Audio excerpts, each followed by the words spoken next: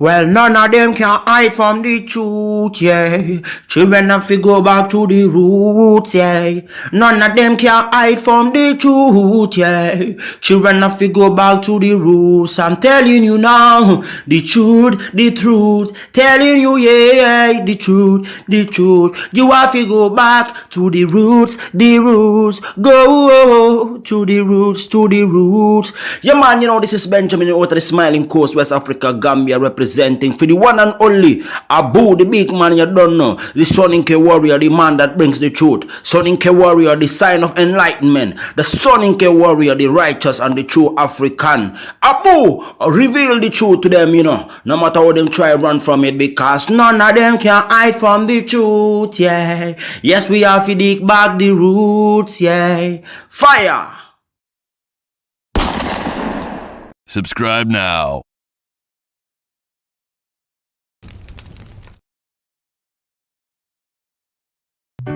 I remember the days, all those years ago that never fade away. And I remember your face when you hit the ground. I can recall the time and place on a midnight walk through the old streets, trying to turn back the clock to the days of old, back to the days when all the things we knew were made of gold. As the world moves on, time sings a song, in the old neighborhood. As the clock strikes one, the memory lives. All right. Ladies and gentlemen, welcome to the Afridamus Report. I'm your host, Afridamus. I want to welcome all of you to another edition of the Afridamus Report. Please make sure you hit the like and subscribe if you haven't already done so. Spellcaster, welcome back. Thank you. So, ladies and gentlemen, you guys know I've been gone for 3 months. And in the last stream, in fact, I gave you guys my reasons and, what prompted my sudden travel. And I'll tell you, staying there for a while, I actually learned quite a lot. I'm talking everything that you as an individual need to know. Because you see, I get it. So many people, diasporans, people who live in this fantasy world, thinking, for instance, what you're thinking, the people on the ground are thinking the same thing. It's absolutely different. The books that you read, all that blackety black stuff, that's just some intellectual stuff. You see?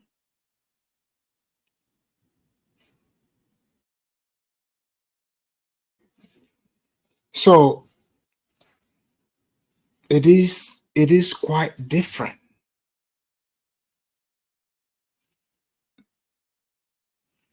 I think I'm frozen again. So if you guys can hear me, can you put a 1 in the chat?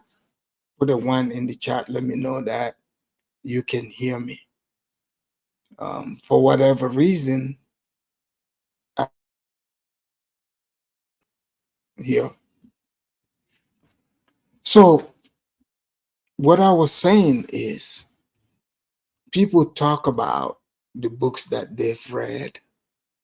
They want to talk about things that's happened centuries ago. There's no way of, proving it or not proving it. Look, I'm not even getting on people about all of that. That's not what this topic is about. This is about right now.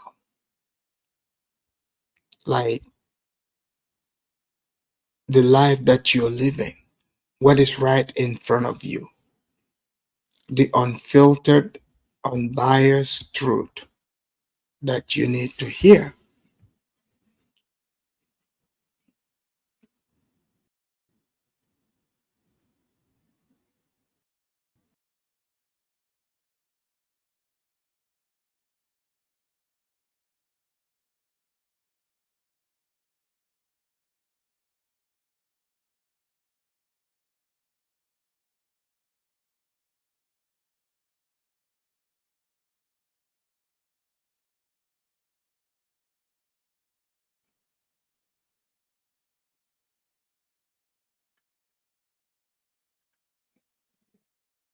Guys, I think something happened to my stream again. I was frozen. If you can hear me, can you put a one? Technical difficulties again. Please, if you can hear me, put a one. Put a one in. Let me know. All right, you guys can hear me. Sorry about that.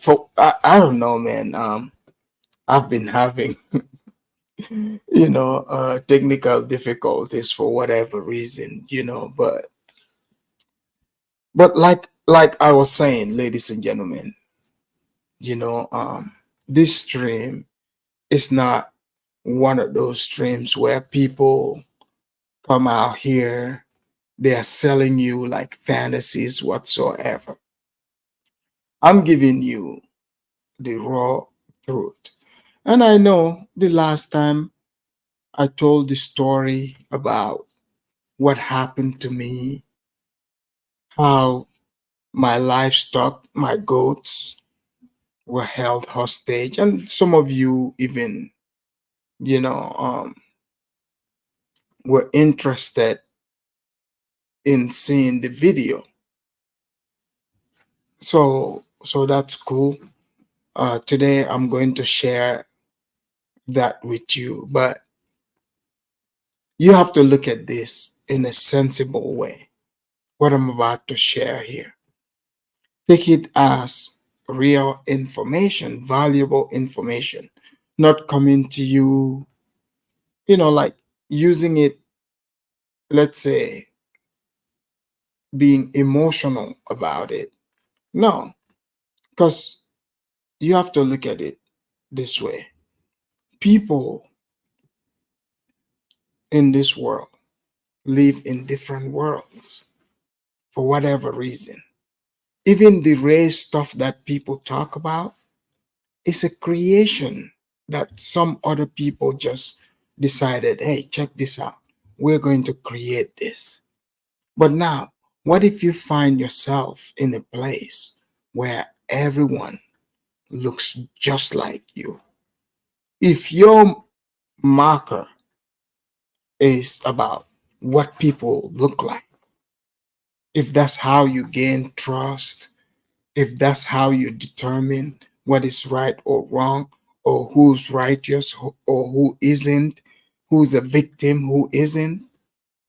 But if everyone looks like you, I mean, you would have to apply common sense. This is nothing against anyone. You have to apply common sense. You have to take personal accountability. You see? So that's what I'm going to be bringing to you today, those of you that are watching me. So if you haven't already hit the like, get the likes up so that this information can reach a whole bunch of people, because these are the type of informations that are needed, not the drama, not people pretending. Because you see, the pretenders, they come out here, they paint this rosy picture of ancient Africa. So yeah, you just gonna show up and everything will be cozy. It would be like coming to America. Instead of coming to America, it would be like coming to Africa. They will be throwing roses, petals. People are going to be drawing, beating drums. Just, you got like the African drum ensembles. Believe it or not, someone, in fact, requested this one time in a stream. This is their fantasy of Africa. And I get it. Like, there's some people who would be upset that this fantasy that they have would be shattered. But I have to prepare people who are about reality. I have to get you ready mentally. You are coming from America, Britain, the Western world. So I'm going to share this information because, you either have, something to gain or lose. So I would hope that you'll be smart enough to use this to your advantage. You see, like remove total emotions out of this, because I'll assure you this information that I'm about to give you, if you follow it to the teeth, I'm talking about step by step, because I'm not telling you anything that is like hearsay whatsoever. I went into the lion's den, just like Daniel came face to face with the lion, like that. So this is first-hand information, firsthand. So, like, remember I told you about the goats, like my livestock, because you see, 80% of the lands in the Gambia is agricultural. So I've always, throughout my life, my dream is to be a farmer. So this is perfect. I mean, the climate is viable. The land, there's plenty of land. Because you see, most people, the places they showcase to you is the places that are already crowded. And I'm going to talk about those places, you see. And I'm going to also disclose to you whether your investment is safe or not. Can you rely on, just, regular Gambians? What is the mindset? Of course, not all, but most. So I'm going to lay it out for you. And some of you, these things would sound familiar. You'll be like, oh man, that's been my experience. But you know what? No one actually ever broke it down to me like the way you're doing it right now. I mentioned that when you enter that country, yes, people are smiling. Some are not going to like this, but that's not what the video is designed for. This video is about facts, reality. So before you move to the Gambia, you must know about this. Don't you want to know what it means? Like, what do the people think about renting? Is it easy to acquire a rental spot? Can you rent cars? Do the people keep their words? Because you're operating in a world where, okay, sometimes, most of the times, these things are not going to be on the internet. Should you like go to like a hotel?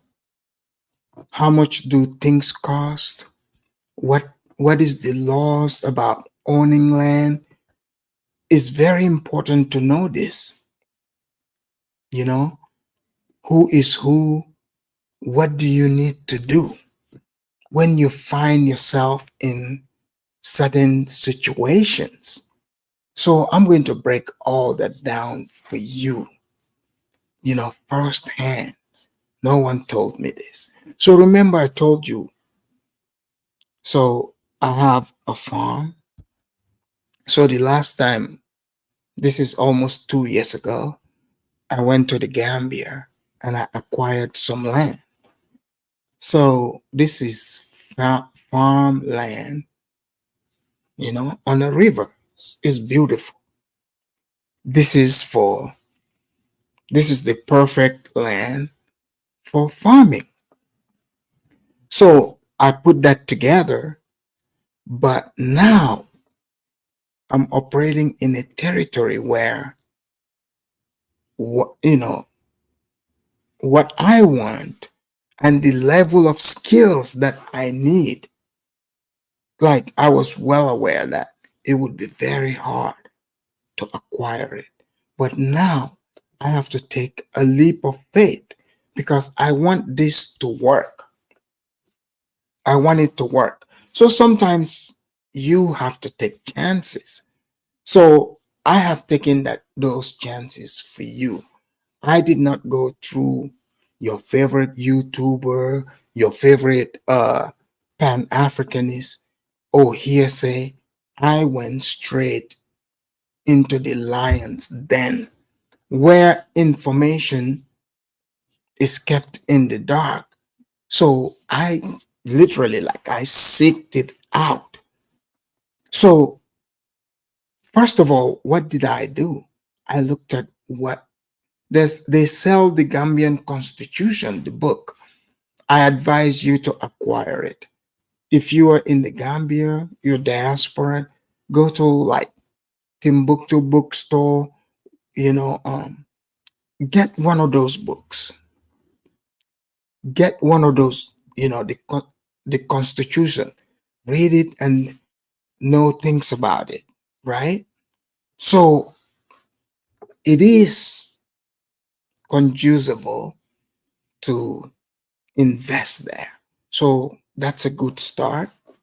The lands is not like Ghana, like other places, like I mentioned the last time, where like the chiefs own it or other people are the custodians of the land. Other people own the land, families whatsoever. They can sell it to you. There's no law against them selling it to you as an individual. So all those people that were coming around telling you, oh no, you cannot own this much land. 80% of the land is agricultural. You can pretty much grow anything. And when I say anything, I mean anything, even apples. Yes, grapes, literally. You can grow them out there. So the exchange is fair. You see? So I took the route of working, like I mentioned in my last stream. Acquired this farmland. I've got the livestock. And in fact, I talked about how my goats were getting killed, mysteriously, my sheep. So I have that video here. Let me show you this video. Check it out, guys. Give me a moment here. Let me load this up. Hold on.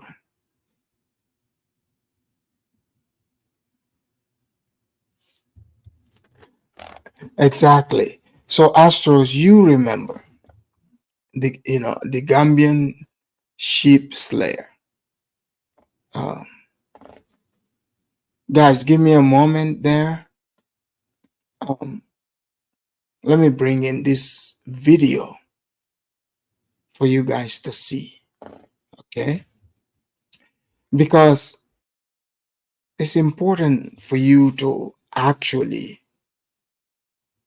see these videos to understand, like, okay, I'm not just talking, what I'm telling you here is real. Because you might have some great ideas, for example, but you're blinded by your emotions. You're not getting accurate information from people. What is the rental status? Here, give me a minute. Here we go. Let me show you the video of my goats, the goat I was talking about.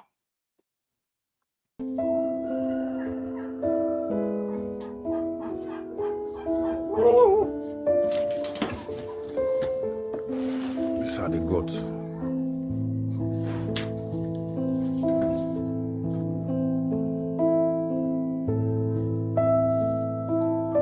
So you guys remember the goat I was telling you about? So that's the goat that apparently mysteriously, look at how good looking the goat is, ready for the grill. But so as soon as the goat was ready for the grill, all of a sudden it's like, oh, rest in peace, Billy. And then that's Billy's baby who was held hostage. Remember from the last stream? So here, let me let you continue seeing the video.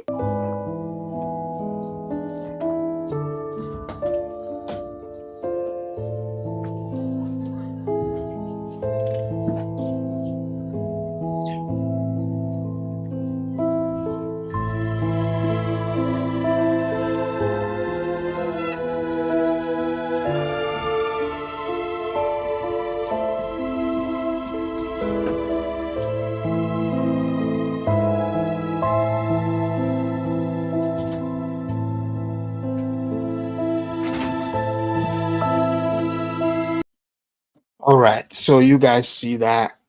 So those were the goats I was talking about. So now you got to see it in real life. Let me read some of these comments. He said Gambian thugs need to relax on BA coming over. I think the Euros downturn them telling Gambian stuff about BA.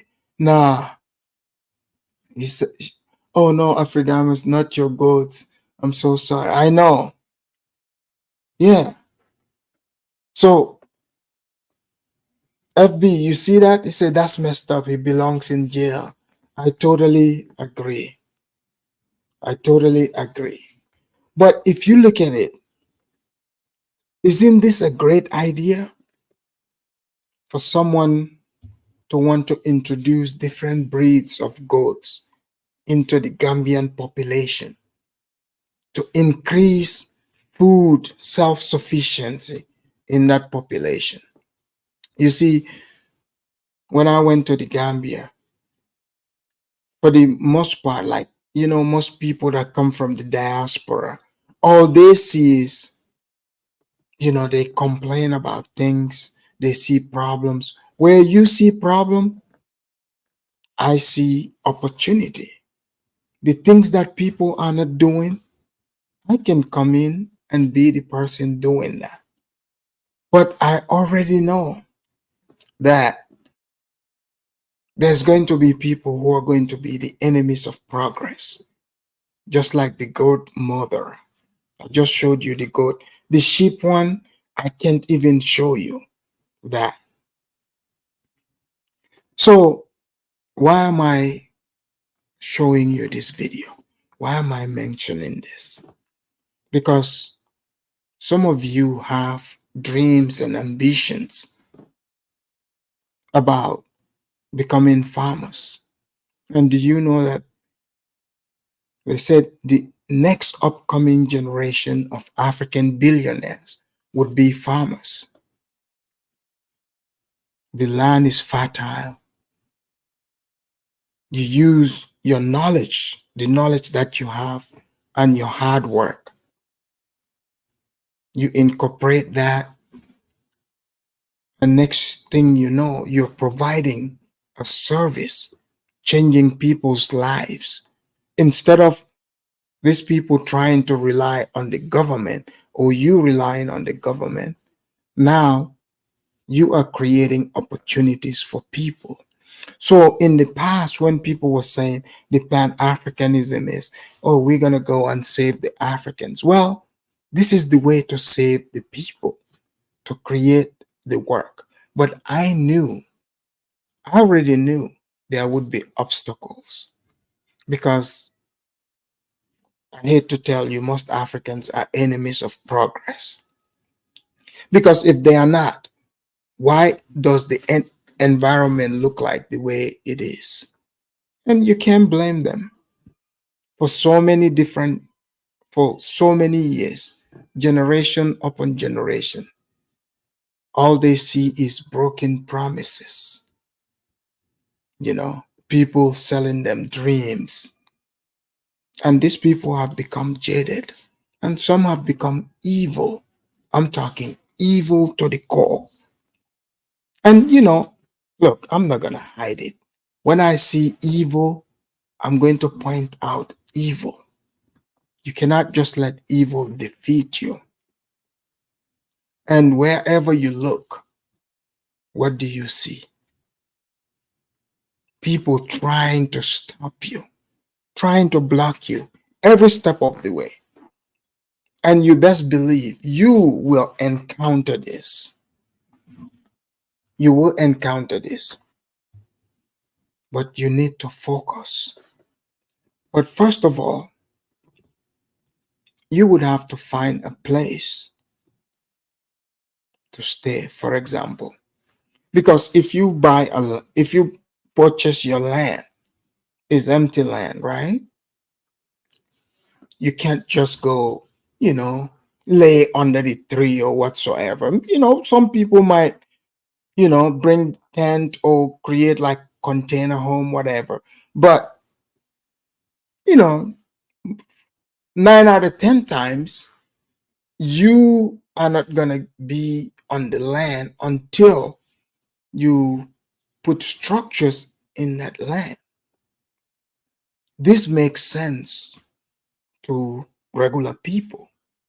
But now, the information I'm about to give you about the Gambian psyche, there's, not all, but most, their psychology about renting, because you're going to need to rent. So there are some Gambians who have built places, they say they want to rent it to people. And I've encountered one of those people. And boy, oh boy, let's talk about experience here. Because if you are renting in a society that believe that by you renting, that proves that you are poor. So therefore, if you're poor, then they have to treat you a certain kind of way. Just imagine you creating a business, like a sandwich business. And then this sandwich business, obviously, we all know sandwiches for what? If you're hungry, like you sell the sandwich to hungry people. So after you sell the sandwich to hungry people, then you make turning around talking about, oh yeah, hey, you know, check this out. You buying my sandwich because you hungry. You're like, hello. How do you even respond to that? But this is the Gambian logic for you. And I'm going to break this down for you eventually. When it comes to rental, how the rental system works. I hate to tell you, but most Gambians are primitive in that aspect. The country just got opened up. Yes, there are some who are exposed to the world, but when it comes to business, it is terrible. The way people respond to everything is different.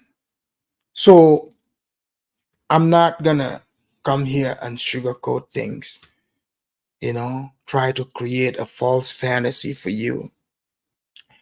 In fact, you would be out there in public, for instance, places that require making a line, standing in a queue. people, like let's say a bank, for instance. Somebody, it's very normal in the Gambia for someone to just rudely wander off and just come and cut right in front of you. Like, this is a thing. And in fact, if this is like a bank, the teller, in fact, would have the audacity to, like, let's say if you make a stink about it, they would tell you about how, don't worry about it because, Mr. X here or Madam X here is a busy person. But you, in the meantime, you are not busy. So that's how you know how selfish a society is. The people are super selfish. Many are not going to like this, but that's the fact. You would have to deal with that. So you have to be a super patient person, be on the sidelines and observe. That's all you can do. Because if not, you're going to give yourself a heart attack. So when it comes to relocating or people that are trying to find places to rent, I went through the ordeal. I've tried talking to some people on the ground, and their answers are never straight. In fact, trying to rent, for instance, you as a diasporan, you are in danger of trying to rent through the phone, because what it is they don't have, for you, they don't have a set price. So they would totally throw you off guard. So when you say, oh, sir, oh, madam, I would like to, like someone is like, oh, you're like, hey, hey, man, I want to come to the Gambia, but I'm looking for a nice, quiet place, privacy, cool place where I can just take care of my business. It's like, oh, you know what? I know such and such and such. I will put you through. You talk to such and such, you're like, all right, cool. Can you send me the pictures of this place? Think about in 2024 or 2023, shouldn't be hard to get pictures or videos of places. But you would more than likely deal with this. So you were like, all right, okay, wait, this is not looking good. But you're like, all right, I'm determined. I want to get to this place, and this is how I want to do it. So you look at the hotel, you're like, okay, let me give this other one more chance. So you score, you look around, you come across someone. Like in my case, in the rental game, this individual lives in the UK, in Scotland to be precise. So this guy, I remember, so he advertised his place like you see in the thumbnail. Like, yeah, the place looks good whatsoever. And the guy's sweet talking. It's like, hey, check this out, bro. In fact, I've got a car. I would throw in the car too. You're like, okay. And you go on the internet, you do your research. And again, the people, the real estate is not like here, like in America, like you go to a place, they're like, all right, 1200. You gotta pay 1200. So you look on the internet, it's nothing like that. With the hotels, they have that. But I want to have the real local experience so that I can have real information to bring to you. If I'm in the hotels, I would just be around white people. That's not good information for you. You already know about white people. So basically, I'll be giving you information about wherever you are, in Whiteville. So you don't need that. So I have to be mingle amongst the local people, but still maintaining, some sort of familiarity, some sort of luxury. And, I was willing to pay for it. But these people, they would throw you a curveball. What do I mean? They will not tell you how much stuff costs. So you're like, oh, sir, I need to rent a place. So these people, they've built their place. They said they got everything there, but somehow they don't know how much they want to charge you. So, they guys like, oh, how much? I'm like, okay, 1,500. He's like, how much you want to pay me? Like, okay, I'm thinking, okay, this guy's super dumb. He doesn't even know how much he want to charge. So maybe this is how they do it. I'm like, all right, let me just throw a number there, because obviously the guys see me as a rich American. So 1,500 is a lot of money for him. So I'm cool with that.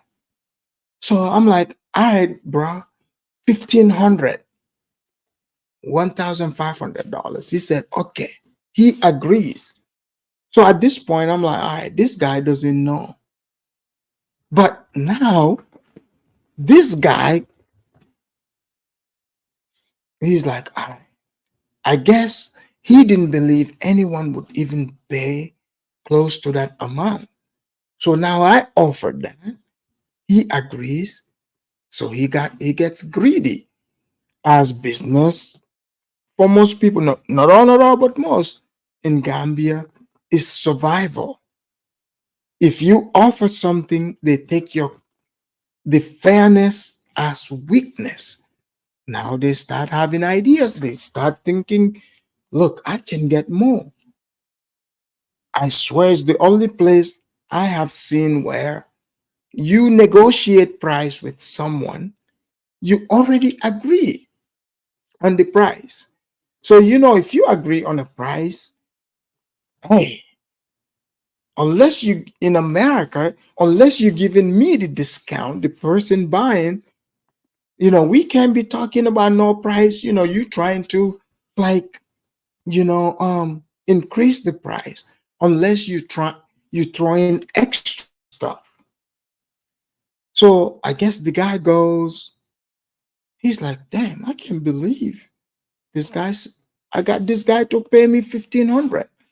But you see, he's not the only one who did not know how much to charge you, because it's about greed. They want to know, want to see how much they can get out of you. So right then and there is deceit. So this story that I'm telling you, I don't want you to feel jaded. I don't want you to feel negative saying, oh, look at these people, such scammers. Look at it as an opportunity. Can you imagine if you show up, you get your land, you build your place. Now this guy, he's shady, right? He's your competition. You're keeping it straight. He is shady like this. You would easily just put him out of business. So I want you to look at it in that aspect too. Not just, I get it, he's a dirty, low down, piece of shit. I totally agree with you on that. I mean, how do I know? Because I dealt with him. So this guy, I mean, if you don't know the chapter we're in, we're talking about if you decide to move to the Gambia and try to rent a place. So in the Gambia, what I realized also, like on the internet, they talk about repat community, blah, blah, blah. They do not have that, to be real. A lot of the people there, they really, like the people you see on the internet, they really don't like each other. That's just fact. Everyone is doing their own thing. Like it's like a scattered, people are doing their own thing. And I'll tell you, in America that works, but in that environment, it doesn't work. And I would point that out to you here in a minute. Okay? So, mind you, I want you to remember me, I am a Gambian native as well. But at this point, like when I got there, rented this place from this guy who is in Scotland. He was nice. We agreed on 1,500 because he didn't even know how much to charge me. He was the third person, the third individual that they recommended to me who, like did not know how much his place cost. Oh, Choko, the exchange rate is one Gambian dollar is 67 American dollars. So your dollars, multiply pretty fast. But don't let that fool you. You still have to be smart with your spending. So, like, and another thing you have to be careful about, like, someone might be like, okay, man, but Afridamus, don't you have family or people there? Sure, I do. But, like, you have to take into account living standard. You are accustomed to living a certain way, living a certain standard.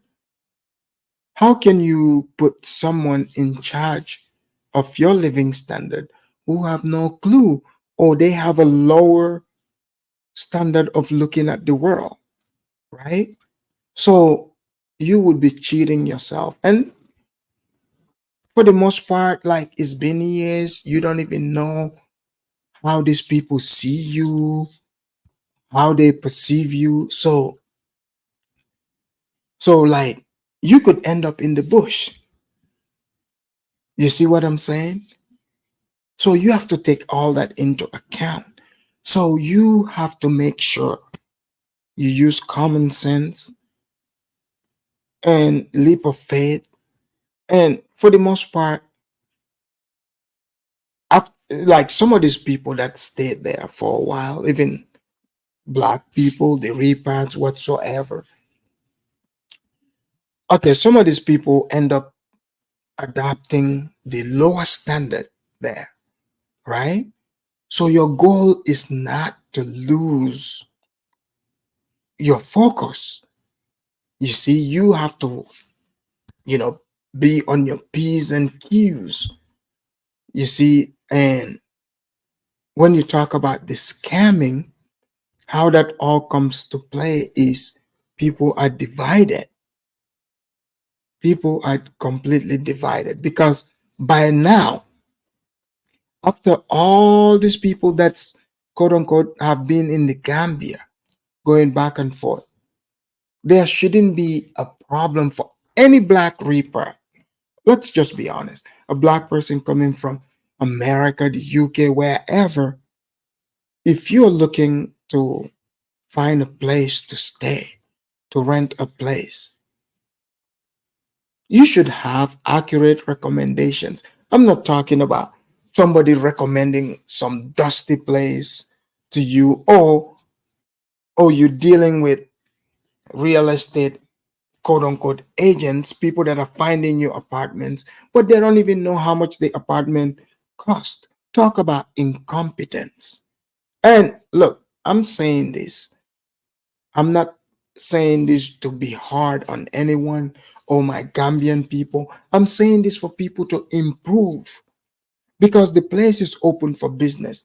The level of incompetence is I mean, like I don't even know. I don't know how to describe it. It's mind boggling, it's mind blowing. And this is why the Indians are killing the game. It's not about racism, sexism, or Indianism, or whatever the hell it is. It's like they recognize the environment and they see that this is a consumer environment. We're going to provide what they need, but we are going to make sure everything is in order in a society where things are in disorder, and they are winning the game. So you, the black person coming from a much sophisticated society, America, UK, or all these other countries, or even the Gambians, you have to remove your emotions and understand your current situation, the position that you are in. What do you want? Like, are you going to be taking advice from somebody that, the most they've seen is some dusty heart, some dusty streets? Hey, this is no disrespect to anyone like that, but that's just what life is about. Experience what you have seen. The person cannot give you advice about things they haven't seen. It's not a disrespect to acknowledge that. Like, for instance, I talk about the disorder. Just simply, you would see where people don't even respect, other people's turns. Yes, in the beginning, I was getting upset about that, but I realized, hey, this is a different territory. You better adjust real fast. And it's nothing personal. We've seen so many people make videos where you take all these things personal. No, it's just, you have to realize, like, you're in a society where, people are just, the majority are just thinking about right now. It's like survival just right now. So you don't have to play God and thinking that it is your job to save people or to pass the judgment on who should do what or not. You have a mission. You have to be realistic, because at this point you are seen as an opportunity. So that's why, even when, from starting to when you're renting, like when I was trying to rent, this guy, we agreed on 1,500. Few days later, he calls me. The guy calls me and he was like, "Oh, I said we agreed on 1,500, but he said he talked to his brother." I mean, that's how things always go. But mind you, this guy told me this is his place. It's supposed to be his place. So why are you mentioning your brother? He said his brother told him he could rent the place for more.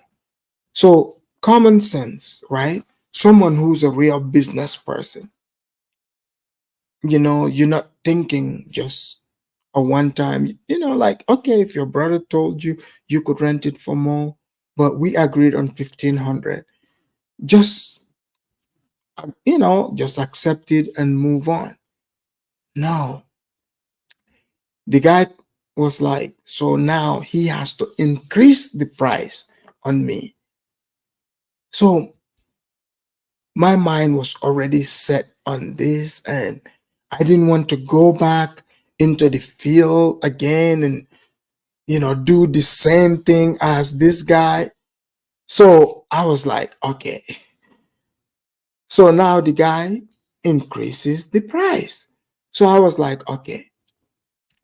I said, how about this? So I was like, let me just meet him halfway. So I gave him an extra $200. No, an extra 100. Actually, an extra 100, 1,600. So $1,600 for 3 months, but I was staying less than that. So the guy is excited. He says to me, look, I'll I've arranged, we'll pick you up from the airport. I got you a car, he said they got several cars, and he threw in the cars. Like, he's like, you don't have to worry about renting a car, I got you. So, and eventually I found out why he threw in the car, because I overpaid him. But mind you, for me, I feel like, okay, this is fair. The guy is gonna be happy. I'm gonna be happy. I need this privacy. Like, I could go, kick it with some family members or friends, but I didn't want to do that, because now I will not have the privacy. Like, people can just pop up on you whenever, however they feel like. So if you are focused, like, I know what mission I'm there for, so I have to focus. So I need that isolation, that privacy, to be able to tackle this. So I'm thinking I'm going to get this from this. So everything is good, right? That's what I thought. I showed up to the Gambia. The guy, picks me up. But prior to that, let me show you this video, because you might experience this too. You might experience this. Give me a minute. Let me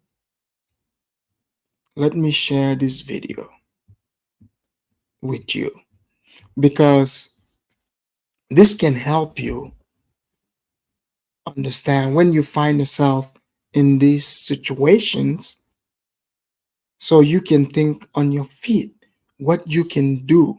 Because I've seen videos where people have found themselves in similar situations, and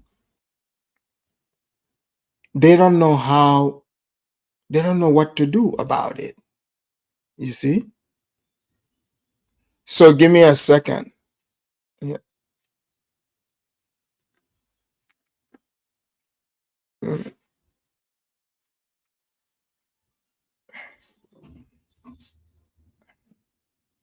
So guys, I'm going to bring you to the rental section, because you would need to rent a spot before you build on your land. Whether you are just a black diasporan, or you are, a Gambian who lives in the West, if you want to do it independently, I'm showing you the steps to take here. Because there's so many people who think that they cannot do it on their own. They need people, sure, you need people, but you need the right kind of people. So let's come to the rental section. Let me share this short video with you before I break this video down for you. Here we go, my rental experience.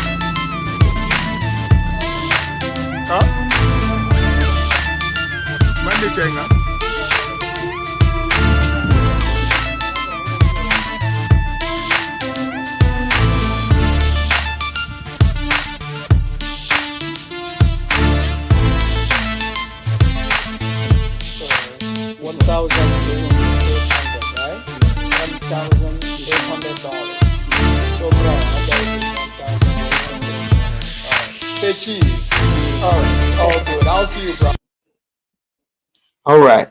So you guys see that, right? So you see, like the house that you saw there, that's the place I rented. It was pretty nice, right? Nice place. You would think, okay, someone that's building that for people to rent would definitely have common sense.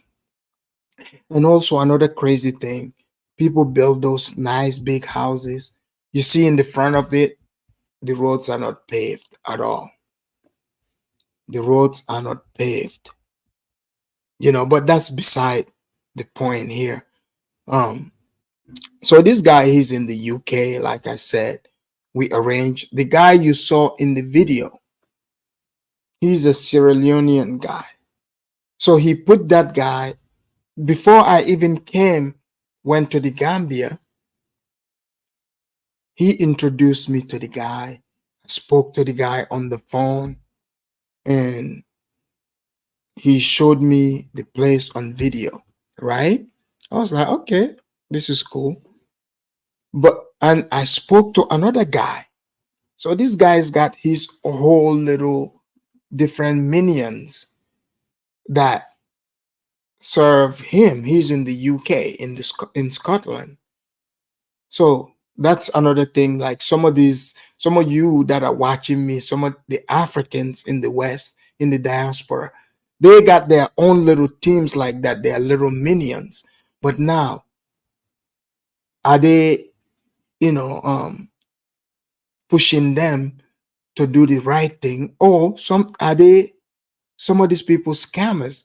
So this landlord is a scammer, and you would see what I mean.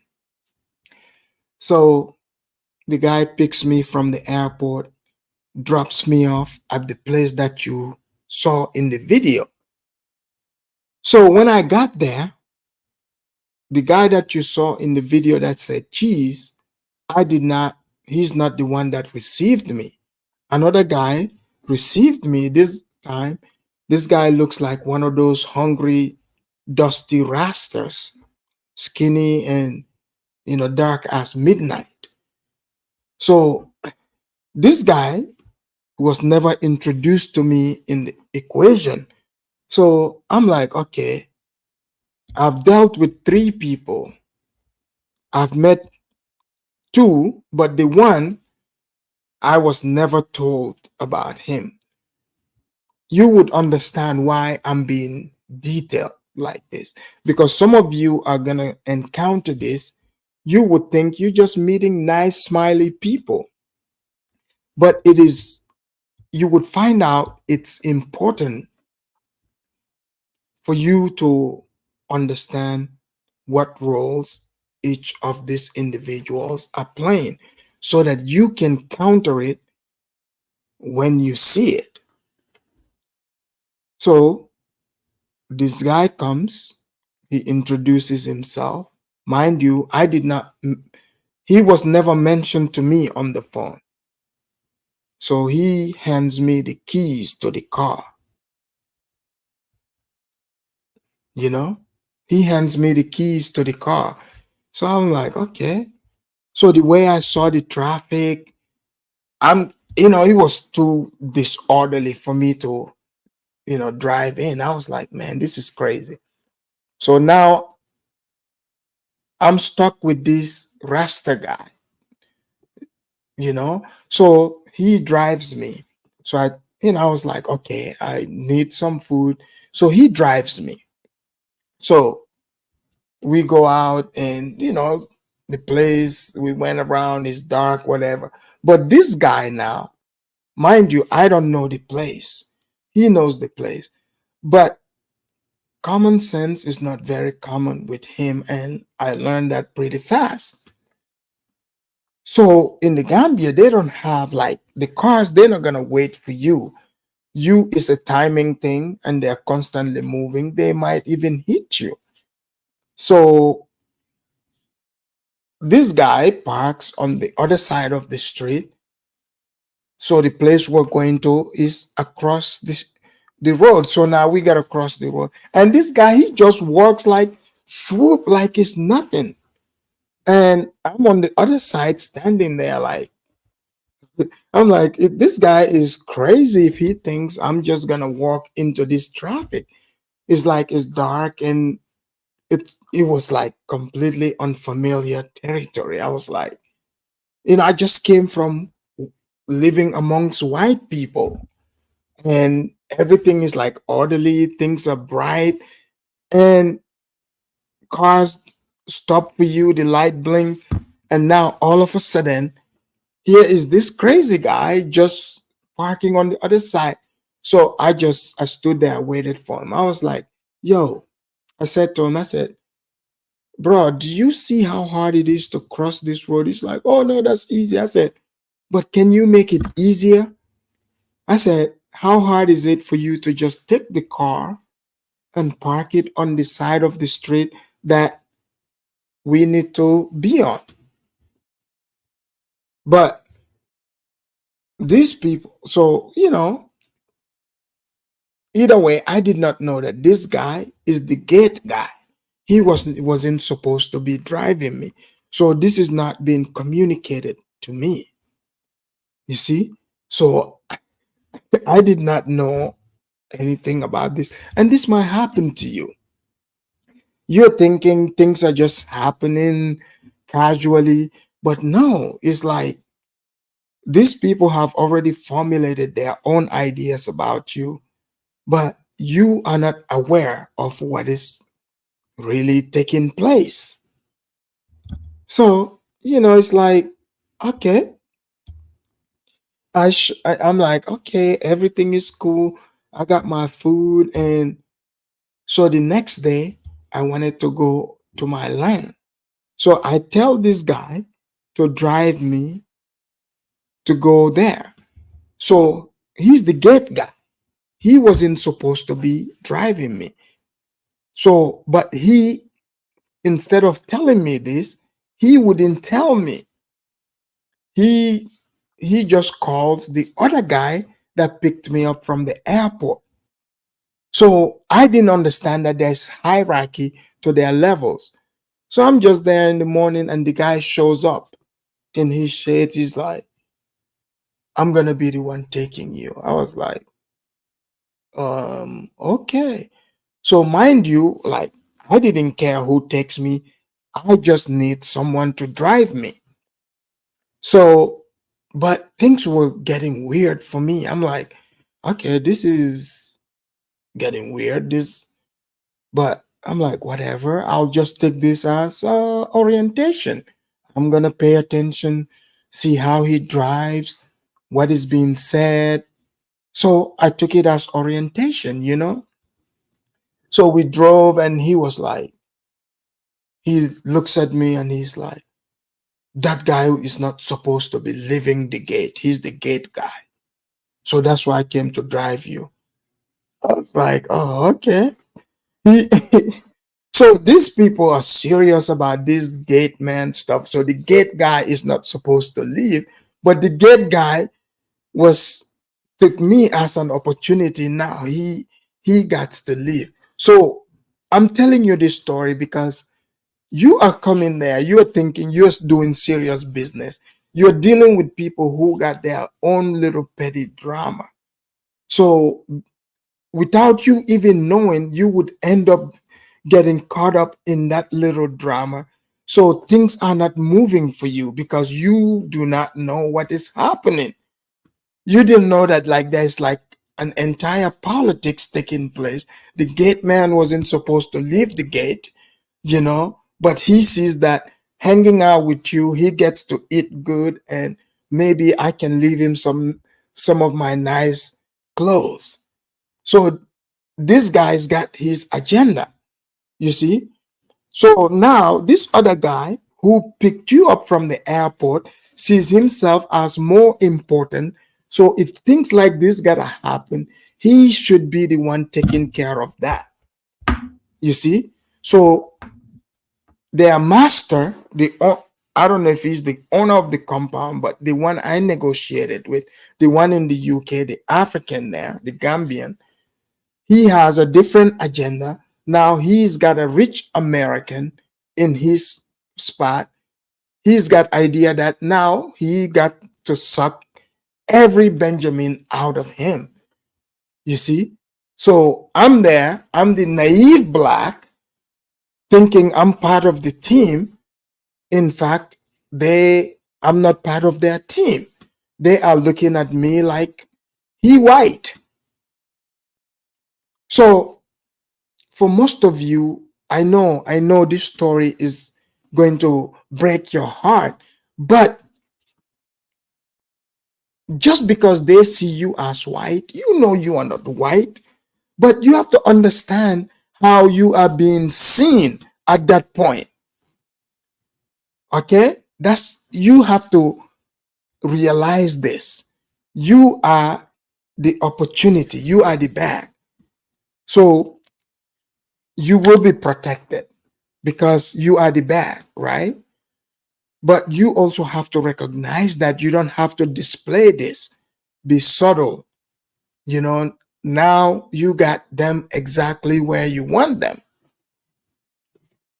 You see? So the guy drives me. We go, because to get to my land, we have to catch the ferry. We have to cross over. So they're like, oh, it's going to be $800, which is like maybe like $17. I was like, all right, I can pay that. But then they pulled another scam, like a quick one.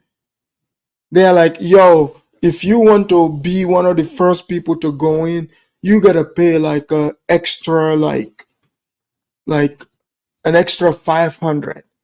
I'm like, damn, these people are good. So they created their own little industry within the, their own ferry system right there. I'm like, welcome to Africa, right? So I just did the math. I'm like, oh, okay, they just hit me up like for like $22. But you don't want to continue to calculate things in that way, because pretty soon it's going to become expensive. So now you understand that now, okay, you got to pay to play. You're the big man, but don't make it known. Just pretend. So we go to my land, so I checked it out and I saw what I saw. I wasn't happy and I made that known. So I was given a certain information. So I went to go see the chief of the area. So the chief was there with his entourage, his bodyguards, and this guy was there. He drove me up. And I'll tell you, the conversation became pretty heated, to where the chief's bodyguard wanted to fight me. It was like some old dudes. Guys, you wouldn't believe this. In fact, we went to a point where me and these old guys, we looked at each and even gave the promise that I said, whatever you guys are ready for, I'm ready for it. It was pretty heated, like the old guy he's like, he's ready to go to blows with me. So the chief calmed everything down. The chief was like, there must have been a misunderstanding. So we settled the misunderstanding. Everything was good. But you see, now the guy that drove me from the other guy's camp, now this display was good for him to witness this, because now he understands, if this guy is ready to go to war with the chief and his bodyguards, who else would he spare? So it was good for him to witness this. But in the video where you saw me tell the guy to say, geez, I paid the rent, something told me to videotape it. So on that day, before that, when I was going to take care of the issues about the goats, remember I told you the goat story? I had to go to the police station. So on that day, before I went there, mind you, like I talked to this guy. The guy is in the UK, the place I'm renting. I was like, hey, I told him the situation and I was like, I need this taken care of. So he gives me some guy's number, and he said the guy is a magistrate. He's like, oh, you talk to him. But for me, I wanted to do things the legit way, because I'm like, okay, why would I go to a magistrate and it's in a different jurisdiction? It's like the guy would take care of you. But I didn't ask the questions like most of you. You would ask a lot of questions. I was like, okay, this is good. I'm gathering information. So now it clicked in my head. I'm like, okay, this guy is shady to me. So I need to be able to gather information on who he knows in the judiciary system. So I took the number. In fact, I went to the very courthouse. I didn't meet the guy. Then I drove. I went to the actual jurisdiction. I handled it with the police. But while I was there, the guy kept calling me. He just ringing my phone. I'm thinking he was just concerned, trying to find out how things are going, sealing me. No, this guy was hassling me for the money. At the time, he didn't receive the money yet. So, I'm just sealing me, not thinking, along the lines of how this hungry hyena African is thinking. I was all in my Black American mode, my American thing, thinking, everything is fine.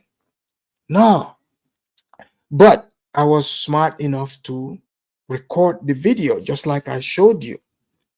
Something told me, no, you got to record this as receipt, because mind you, the guy have already switched the price on me before I got there. So to me, that was a red flag. But I still went along with it because I'm thinking, what is the next option? So I'm thinking, okay, here's the thing. What's the worst case scenario? I'll get there on the land. I got myself prepared, by the way. I said, things go bad, I can just go to a hotel. So I had enough resource with me. If things go bad, I can go to a hotel. So I'm like, I'm fine. Everything is good. Okay. So I was already thinking about the worst case scenario. I'm like, man, I don't know what's going on here, but I'm not paranoid about it. I'm just going along. Things are safe. You can't, I know all the languages plus more. So I have the advantage. So I'm like, okay, everything is good whatsoever. But in the neighborhood, the beauty is there was another apartment building there. And in that building was taken by Black Americans. There's Black Americans living in that building. So I'm in the Black neighborhood now, in the Black American neighborhood. So these people were hearing about me. The locals were telling them, one of your Black American brothers live over there, because they see me as a Black American, FBA. So eventually I connected with these people, which is great. So this is the part where I say, when it comes to investment, is it safe to invest? Yes, absolutely. But people have to come together, because that apartment is occupied by only Black Americans. Only Black Americans, FBA. So, and this comes into play because we were hanging out, we connected. So now I got people who understand where I'm coming from and what I want to do. So we're getting to know each other. So in the meantime, in this other spot where I'm at, that I rented from from my own Gambian brother, when he collected the money, because he told me, he's like, give it to the other guy, the Sierra Leonean guy. He said that's his right hand man. He didn't want me to give it to the guy that picked me from the airport. He didn't want me to, obviously not the Rasta man. So, and he told me like how he's gonna fire all those other people. So I'm like, okay, this guy is total betrayal. This guy's got a plan. So hey, if he's gonna, these guys that are running around doing stuff for him, if this is his plan for them, shoot, I don't know what kind of plan he has for me. But I'm like, hey, whatever, like I'm thinking the guy just wants money and I paid him. But boy, oh boy, when this guy increased the price the first time, that should have been the red flag. The second red flag is when he's like calling me, this was about the money and I did not pick up on that. So now he got the money. I sent him the video. He didn't respond at all. So now all of a sudden stuff started getting weird. So I'm there chilling. 4 weeks later, the guy calls, like he calls my phone and it's like, hey, what's up? He's all friendly. He's like, oh, can I talk to my guys? Because apparently he was trying to get hold of them, but he couldn't. But to me, I'm like, okay, why is this guy calling my phone? Like I'm his little secretary. But I'm like, okay, it's not a big deal whatsoever. So, and like I put it on speaker. I was like, oh, there goes your guy. And like this guy started yelling at these other people. His little minion, like just going crazy, like yelling. It's like the guy did a 360. I was like, oh man, I'm dealing with the devil here. This is the guy, the Gambian in Scotland, because many Gambians, they go there, they boss the people around. So I saw that in this guy. So he just was letting this guy have it, just making him feel as little as possible. And then this is after I've been there for 4 weeks, mind you. And then he was done, and he was like, oh, thank you for the fun. And then he was like, oh, are you enjoying the place, enjoying the car and stuff? I was like, yeah. A day later, literally a day later, I get a text from the guy that picked me up from the airport. And the text says, hey, man, oh, you gotta pay for the car rental and stuff. I was like, what? So I called the guy, he didn't pick up. So I called the guy in the UK.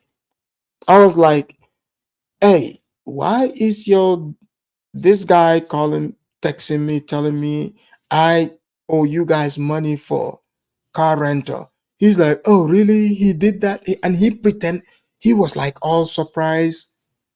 But look, I'm not dumb. I knew what I knew. I was like, okay, these guys are playing good cop, bad cop. Look, remember, I've worked in a prison before.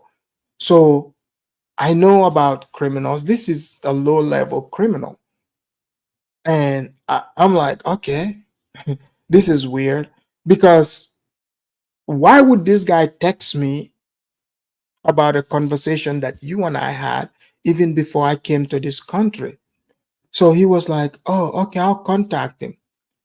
Then next thing you know, pick up the phone and he did like a three-way with the other guy. So now the conversation switches. He was like, all right, bro, the deal is this guy in the Gambia that sent you the text, he usually rents the car out. So, it's a rental. I was like, hold up, bro. I said, isn't this your car? He was like, yeah, but I put it in his care. I was like, bro, if you wanted to rent this car to me, you should have said that so I can put it in my budget. I said, but you offered it to me to use it. So now all of a sudden you switch it. Like, what's going on? And he was like, yeah, the guy is the one that blah, blah, blah. And then I started explaining what happened, and the guy pretended to be pissed off. Like, yo, man, bro, can't you even just give me a little bit of money? So these people, their word means nothing. If you're gonna rent from any Gambian, I'm just gonna be honest, make sure everything is in writing. Everything is in writing. Because just the word absolutely means nothing. And fortunately, being on the ground helps also.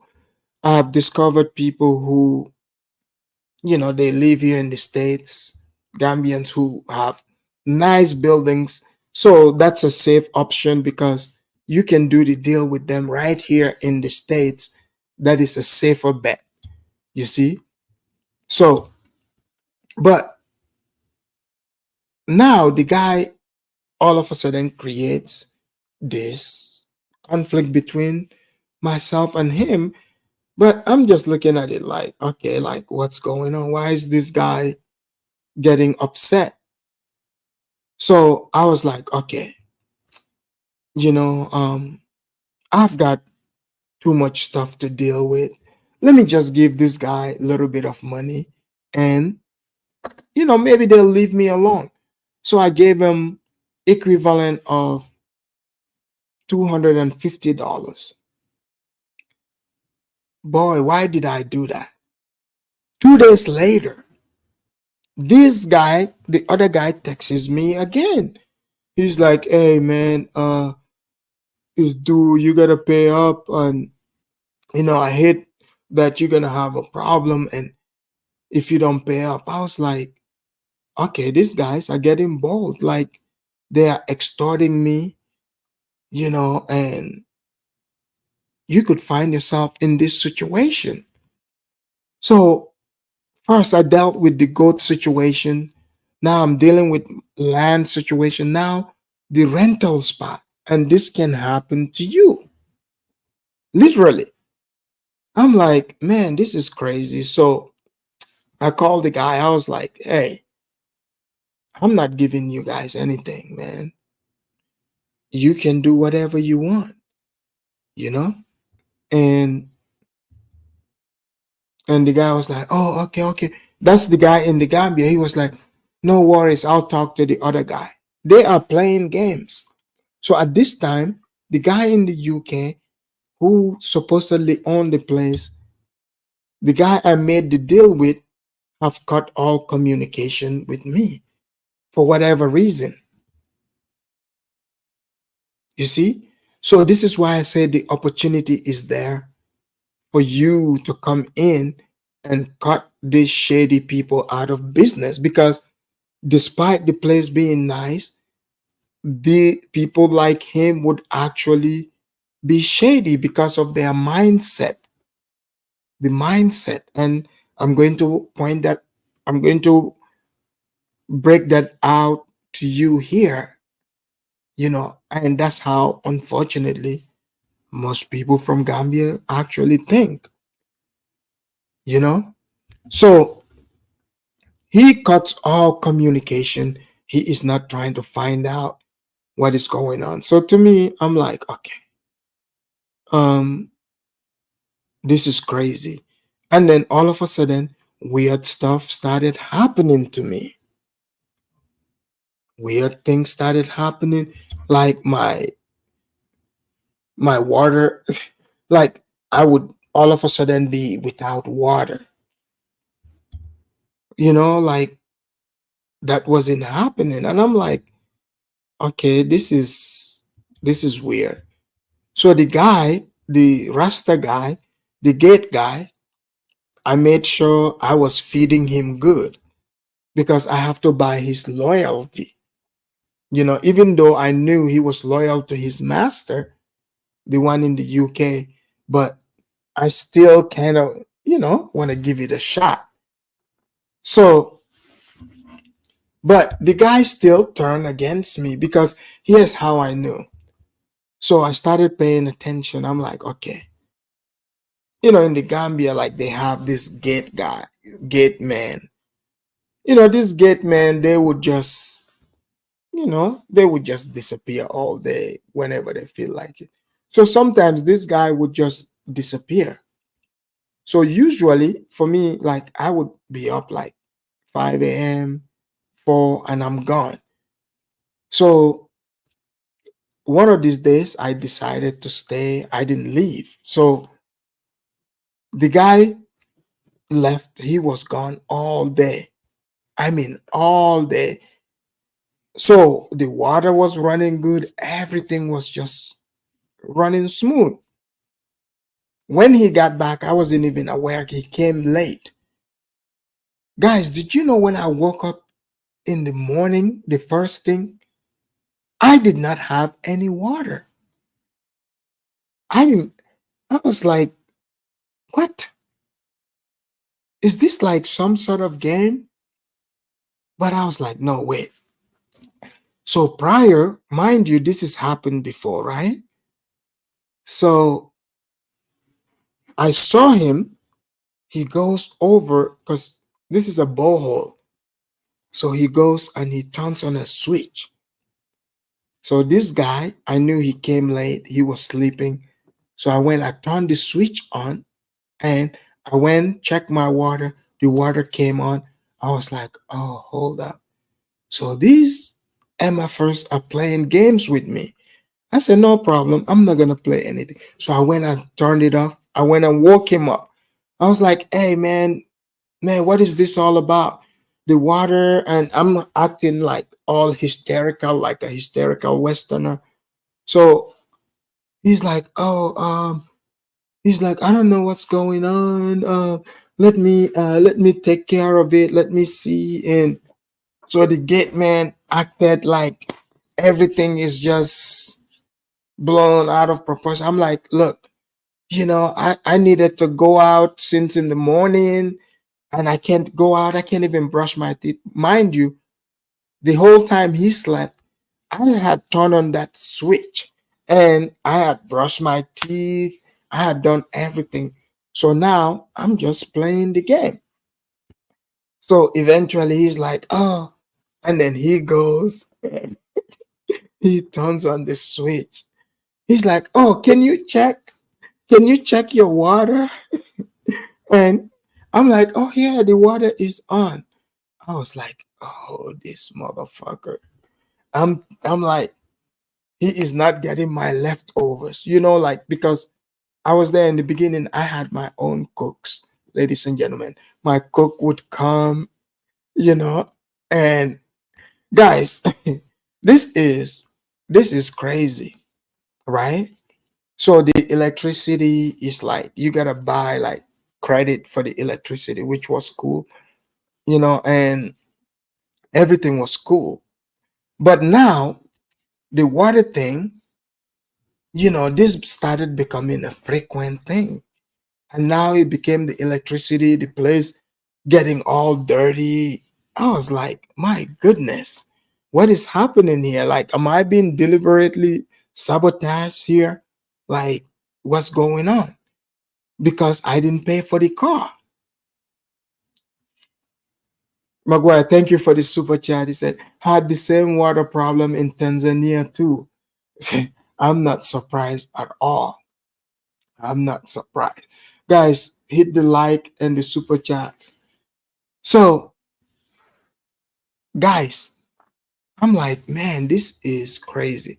So at this point, I no longer feel safe because when I first got there, okay, even though the doors are heavy doors, but the bedroom, because you go upstairs to my bedroom, that door, because the doors they have keys, and the door was broken, and they told me they were gonna fix it, so they didn't.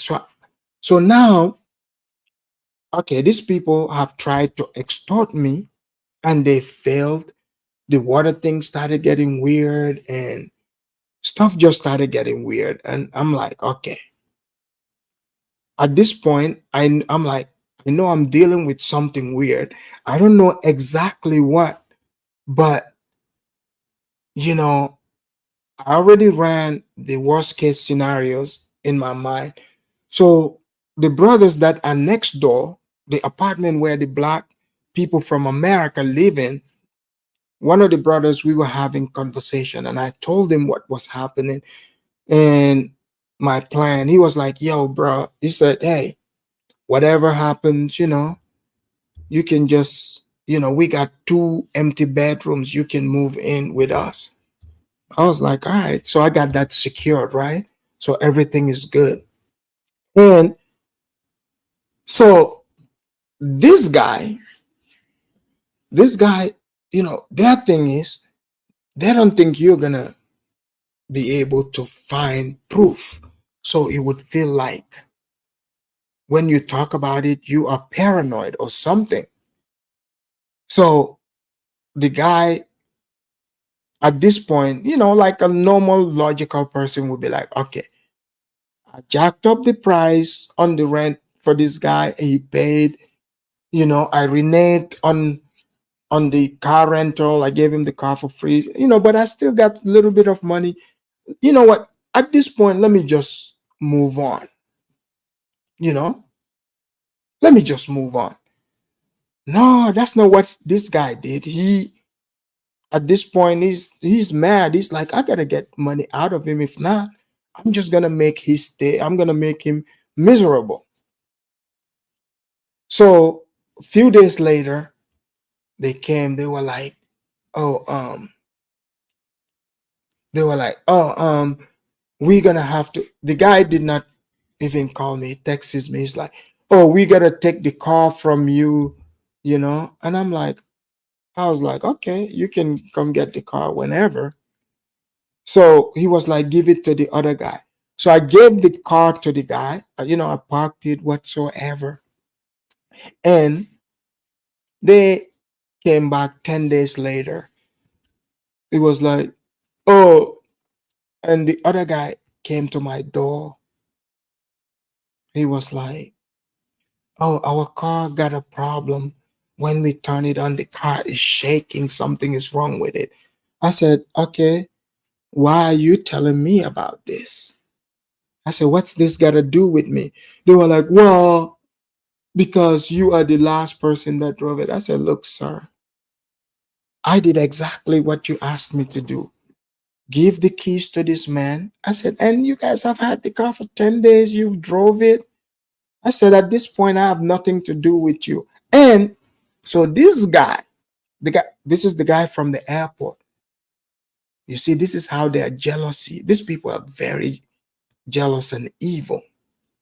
So he has this animosity towards me. And finally it came out. He was like, oh, you think you're more important than us.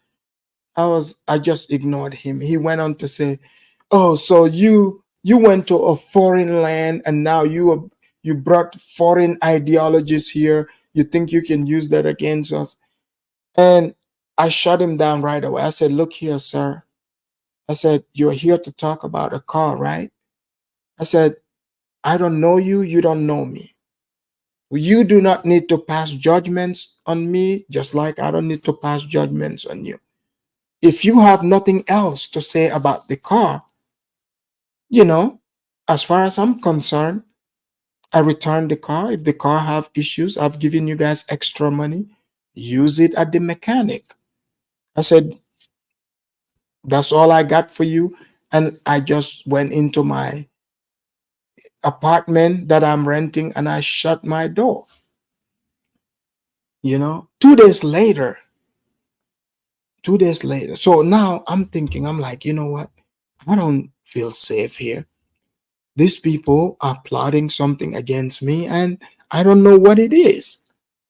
So I'm beginning to feel uneasy, but I'm not letting it show. So I'm like, okay, I can leave. Like, if I step out, these people can, stage like a robbery, rob me whatsoever. I mean, at this point, I'm like at their mercy whatsoever. But now I have to think fast on my feet. And this became the blessing. The guy, like in the UK calls me. Finally, he calls me because, he's a hyena.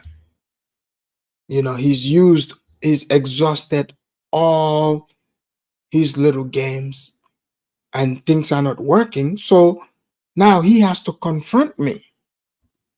He has to confront me, and that's what I wanted. So he was like, hey, I called you about the car. He's like, there's something wrong with it. We took it to the mechanic, and he's explaining, and I'm quiet. He's like, hello, are you there? I was like, yeah, I'm listening. I said, keep talking. So he kept talking, and then he was like, so now I'm planning that you gotta pay for it, blah blah blah. So I'm all quiet. The phone is like quiet. He was like, are you there? And I calmly said, I said to him, yeah. I was like, I'm here, and I called him a bitch. I said, I'm here, you little bitch. Like, hey, I did that on purpose to throw. He was like, I added ninja, bitch ass ninja like that. I said it calmly, and he was pissed off. He's like, oh, I am not that. And I repeated it. And I said to him, I said, you're super dumb. I said, first of all, like, I said, are you claiming that you rented the car to me? He said, yeah. I said, all right, well, when you rent something out, if there's a malfunction, you fix it. And he started getting mad. He says to me, oh, you don't have anything. That's why you're renting from me. So this is the mindset I'm telling you about. Some Gambians, not all, but most, they don't understand the concept of, people renting. Because even Bill Gates or anybody can go rent a hotel, whatever. It doesn't mean they are broke. Because the reason is in their head, like this guy built this place for people to rent it. And I rented it. But you see his attitude? He's killing his own business. He did not want me to have a peace of mind. He called me to argue with me. He is super greedy. So this is what you would run into. His ego got the best of him. So, and he says, I was like, I said, you're such a little bitch. He's like, you're talking to me like this in my own compound? I was like, sir, yes, part of your compound is yours at this point. I said, but right now, guess what? I said, you see those American dollars I gave you? I said, at this point, until I leave, I own part of your compound. Because I knew in his little Gambian ego, I said that on purpose. At this point, I'm antagonizing him. I want to see how far he would go. I kept poking at him. So his ego kicks in. So he started feeling powerless. He's like, you are going to leave my compound right now. I said, sir, I have no problem leaving your compound as long as you return my money to me. Just like that. And he agreed. He's like, I'm going to return part of your money to you. This is his ego speaking. So at this point, it's clear to me what this guy is going to do. So while he's talking, I hung up on him to trigger him further. So he started sending me voice notes and stuff like that on WhatsApp. So this guy is he's a lunatic. He's off hinge. So at this point, I'm in hostile territory. I have confronted the people straight up. So, so I'm like, this is not good. I knew this, I'm like, this is not good, but I'm like, hey, I found myself in this. I'm gonna go all the way through with this. The other choice is, like I said, I could have gone to a hotel, but now I got the brothers next door. So I'm good. So this a day later, just as I thought, just the very day, I decided, guys, I went and bought some goat meat, believe it or not.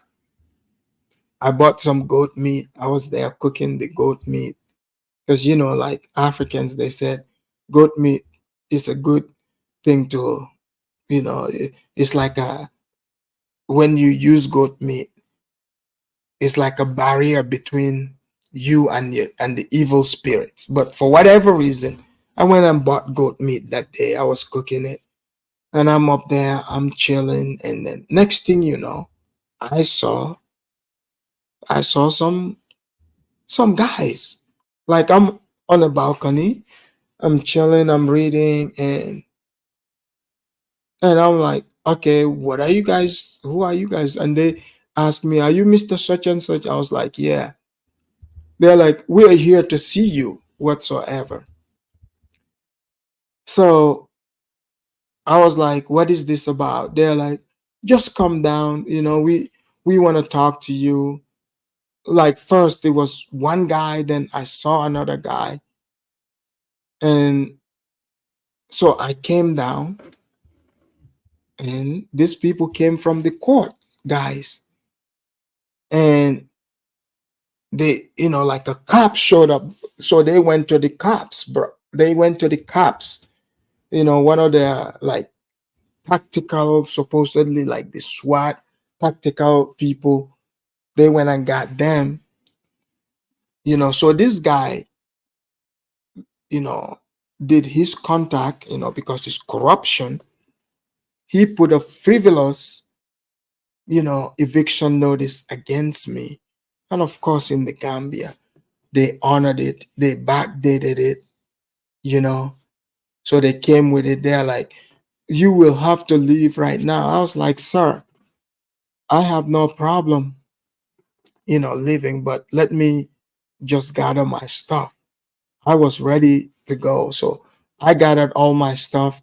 So the guy, two of his minions were there, even the Rasta man. And at this time, the goat meat was starting to smell good.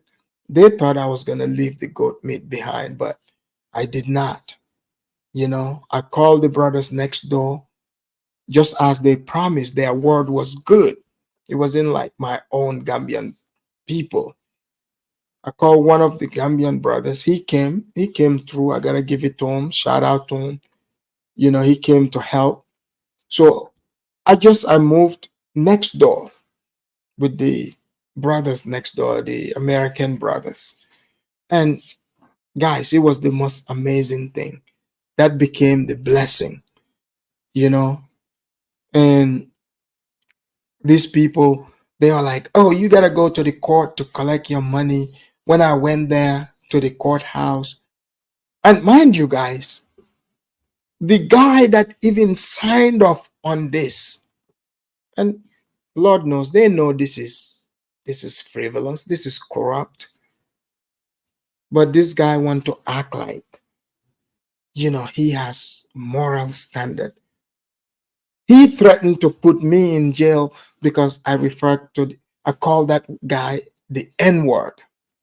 Can you guys believe this? And I asked him, I said, what law am I breaking?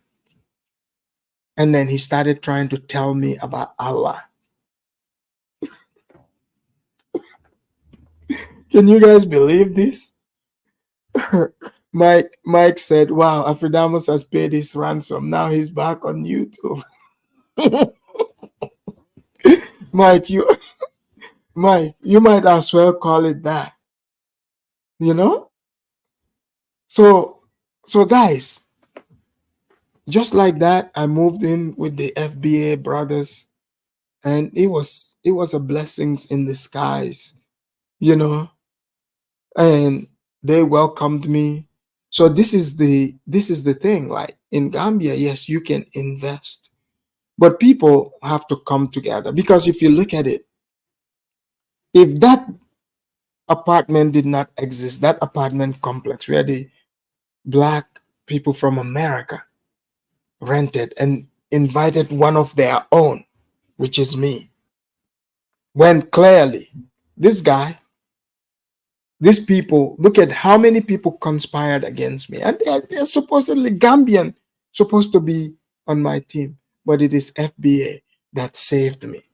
They welcomed me into the apartment complex. Can you guys believe this? So that's what exactly happened. So now, looking at that and my experience, if you look at it, yes, the investments can happen, but the way that entire apartment was rented, this is what people should start thinking and set up communities. Because your likelihood of encountering someone like the guy I just described, trust me, is high, is very high. And I'll tell you right now, the way I navigated all this, it's not gonna go like that for most people. It's not gonna go like that for a lot of you, because at least like I I was able to outwit the devil. So mind you, if you are in the same situation, you don't know the language, no nothing. There is no like how the apartment was next door. That didn't exist for you. Next thing you know, you got this guy. They show up to your door with that paper, and they're like, "Oh, you know what? This angry guy, this person you're renting from that tried to extort you, and you wouldn't let it happen. In fact, we are on his side.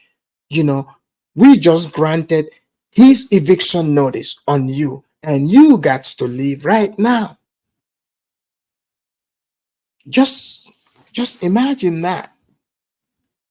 So before you start thinking about, how, doing your own individual thing, think about this right here. I started having the idea, like how, like in that apartment complex, it's a beautiful place too. Instead of now people doing that, you can buy, like those of you that bought the land, you come together with other people and you get people that have skills. You build your own apartments, so you don't have to deal with things like this. Audrey, you are very funny. I'm not even gonna read that, Audrey. But no, say Afridamus, you could have moved in with. Okay, no, that wasn't gonna happen. But thanks for the suggestion, though. So if you look at it, I'm not saying it is like you have to be like, oh, you have this animosity against certain individuals. To be quite honest, even this guy with everything that he came up with, all this, I'm not taking it personal because I don't know the guy. But his greed, his jealousy, I mean, all this, like the seven deadly sins that exist within his heart. I mean, he saw me as an easy prey. That's just who he is. And he acted on it. I left a bad taste in his mouth. The money he collected from me, extorted for the car, now he has to use that money to fix the car. In fact, they try to accuse me to say I did something to their car. Can you believe that? They're like, oh, it's such a coincidence when we took your money and now we want to take the car. Now, all of a sudden, the car got a problem. The car used to drive just fine. I was like, yeah, my ATM used to dispense money just fine. But the moment you guys started you know, extorting me, going back on your words. Now, all of a sudden, my ATM started having issues too. You see?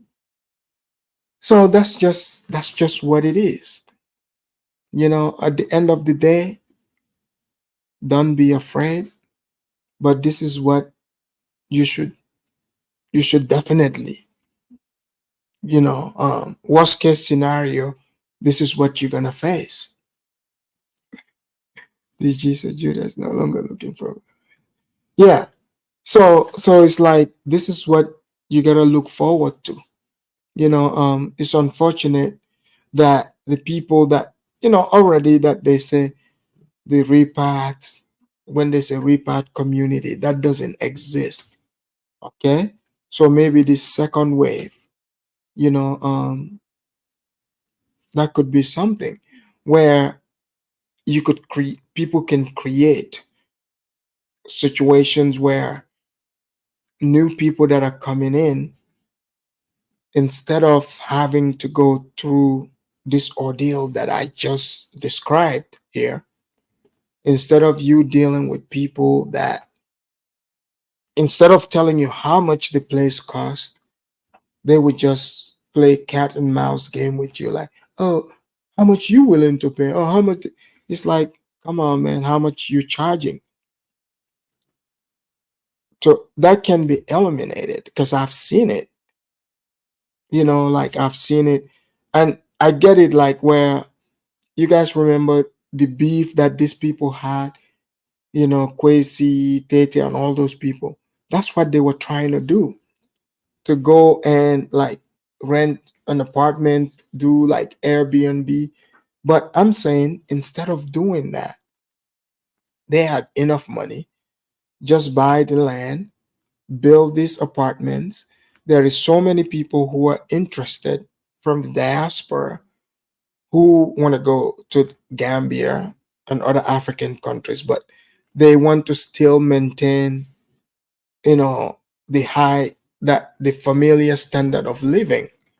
It's not that hard to achieve that there because, like I said, the brothers I was, residing with, and even the place I was residing at, they are nice places. Pretty much everything you need is at your fingertips. But the people have to, you know, um, truly, do the hard work. You can't trust people that want to take the shortcut. People that are telling you, oh, you know what, send me the money, let me go rent, a place. Okay, what if the person they are renting from now is like, okay, I know you are also renting it to other people, which is more than likely in the Gambia. They're thinking, if they think you making certain amount of money, now they're gonna change the agreements. But instead of dealing with all that, I totally, like, I see how anyone, like I'm talking about being a consultant, creating like apartment complex, because some of these places are already apartment complexes, and you manage it professionally, where you put it on Google Business, just like the hotels are, right? Um, you find, I mean, there's plenty of land in the Gambia. Don't let the map fool you. The map, like I saw plenty of empty lands. You know, um, all you have to do is buy it. Because you have to start thinking in terms of dollars, pounds, because the Indians. So a lot of these people that come online here, they say they hating on the Indians. Oh, why can't the Gambians do X, Y, and Z? Well, if they could do better, they would have done it. You see it is an opportunity. You jump in and break it, and like not only are you improving, or like employing people as you always talk about, you would also make money at the same time. I have seen Like these little mini markets that the Indians have over there. It's run sophisticatedly. They set it up. So most of you, that's where you go to go get your groceries at. I'm not gonna lie, me, that gave me an idea. I want to come up with a grocery franchise all over that country because the people are lined up to buy. So that tells me the market is there. You see? So the Indians are thinking in terms of dollars, pounds, and foreign currency. And as you can see, they are able to make the money. In the meantime, you got black people, you know, crying about or complaining about, oh, this road, oh, what is not here? Like when you could literally come together and buy huge space and build it up. It's simple as that. But it's about the unity. Joe Blow doesn't like this person. This you think these Indians they love each other? They do not. Just like here in the States, you work with people, sometimes, you don't like them. But I mean, people also don't like you sometimes. You will not like everyone. You will not like everything about everybody. But when your interests align with the individual and you see a win-win situation for both of you, you have to make a way for that to work, and all these people that are saying they move into the Gambia or they want to invest, I mean, this is the way forward if you are really serious about it. You know, some of you were talking about trying to uncover the secret of the Indians. This is what it is. It's like-minded people who have similar interests. They come together.